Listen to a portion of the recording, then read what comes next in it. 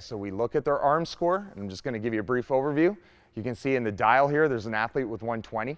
That means that they have over 120% of their body weight, okay, in relative arm strength. So that's huge, okay? So that means that you got an athlete here, you can look at it, the athlete's smaller, he weighs 153 pounds, okay? And Jordan and I, who in the company have worked with this athlete, and he's got 184 pounds of strength.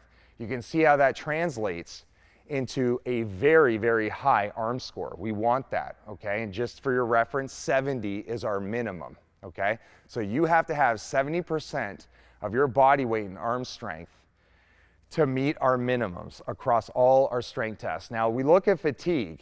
Fatigue, we don't want to lose any more than 10% in our post-testing of high-intensity throwing, okay, or game days or bullpens or velo days.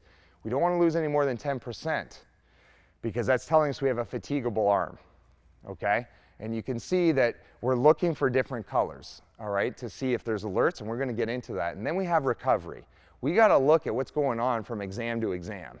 And we have to definitely identify when the athlete is not recovering well. When you look at the results, and these are the key things, for strength, they can produce more force.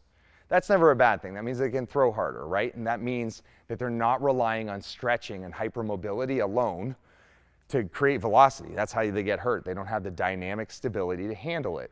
Then when it comes to fatigue, we have an ability to handle increased workload, okay? We can increase the workload when they're not fatigued. We can increase the workload when they have high strength. And then another one that, you know, is the factor is that they can recover faster. You got to think about your relievers, right? They're going to be pitching more frequently. You know, they're going to go back to back, especially at the professional level. You know, they have to produce a ton of force. They're going to have to handle a lot of workload in small periods over the week, and then they got to recover faster. Now, the results, when you look at performance, you're going to throw harder. That should make sense. Intuitively, we want to beat the bat, okay? We want to make sure that we can get the ball past the hitter. That's huge. Go deeper in games.